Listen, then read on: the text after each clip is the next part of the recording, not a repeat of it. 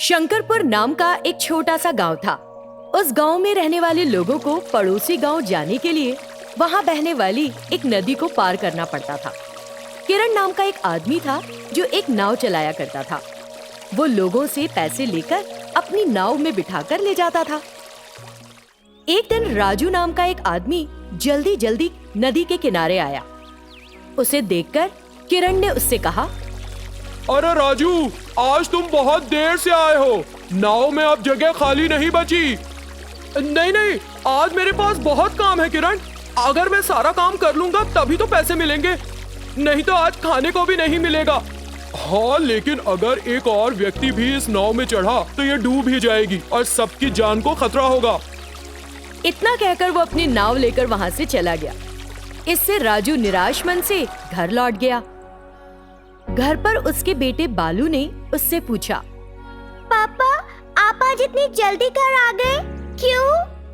तब राजू ने कहा, मैं आज काम पर नहीं जा पाया बालू। इस तरह उसने उसे बताया कि क्या हो गया। ओह, तो इसका मतलब है कि आज हमें भूखा रहना होगा पापा। राजू को उसकी बात सुनकर बहुत दुख हुआ और उसने उसे गले से लगा लिया। अगले दिन राजू फिर नदी किनारे गया। राजू, आज भी तुम्हारे लिए जगह नहीं बची है। ये कहकर वो अपनी नाव लेकर चला गया।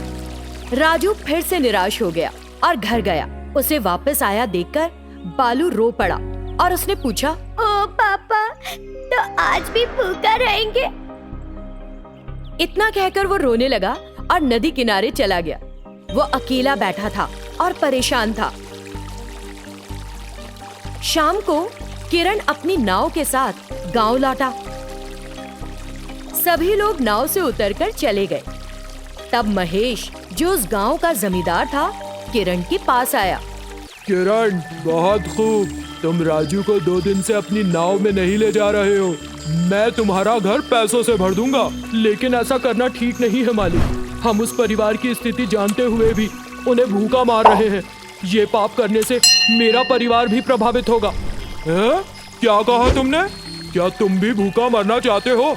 यदि तुम मेरे कहे मुताबिक नहीं करोगे तो तुम अपनी जिंदगी से ही चले जाओगे, समझे? उनकी बातचीत सुनकर बालू हैरान रह गया और घर भागा। बालू, तुम कहाँ चले गए थे बेटा? मैं तुम्हारे लिए इंतजार कर रहा था। तब बालू ने उसे बताया कि वहाँ क्या हो रहा था।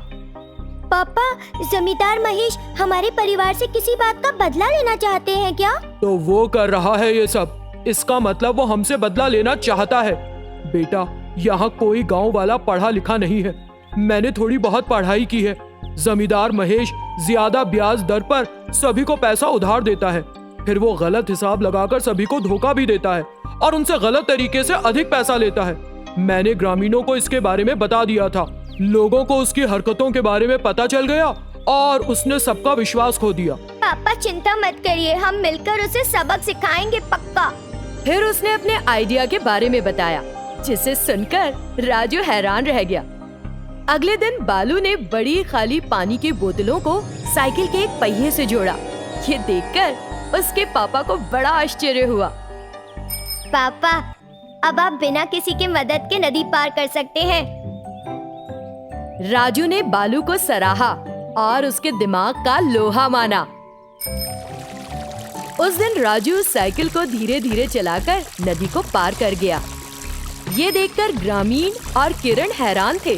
फिर किरण ने सोचा, भगवान की कृपा है, अब मुझे महेश के जुल्म से आजादी मिल गई। तब राजू नदी के किनारे पहुंचा तो किरण ने उससे कहा, राजू, तुमने ये बहुत अच्छा बनाया है।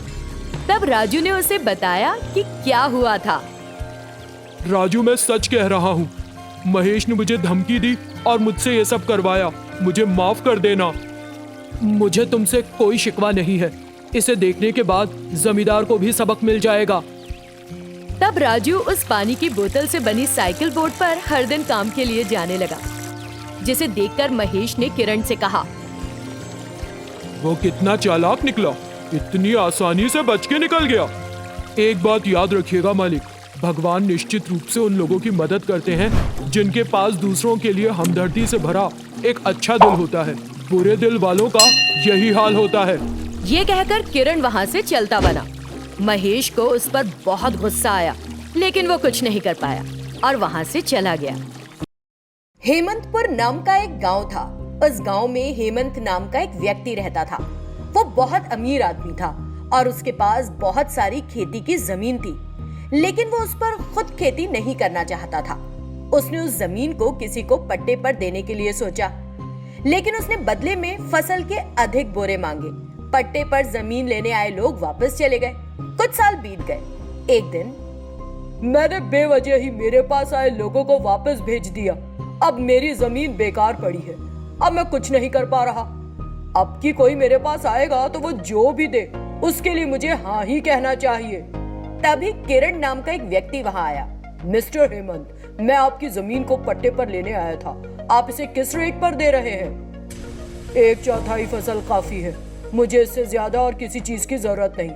आपको 6 महीने की फसल के लिए मुझे 10,000 रुपए देने होंगे। मैं आपको पैसे जरूर दे दूंगा, लेकिन एक बार खेत को देख सकता हूँ।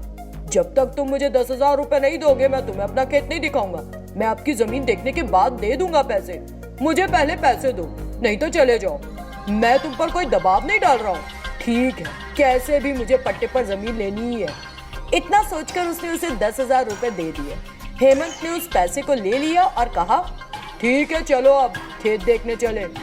फिर दोनों खेत में गए। वो खेत एक बंजर जमीन में बदल गया था। धोखा! क्या तुमने मुझे बंजर जमीन बेच दी? मुझे मेरे पैसे वापस कर दो।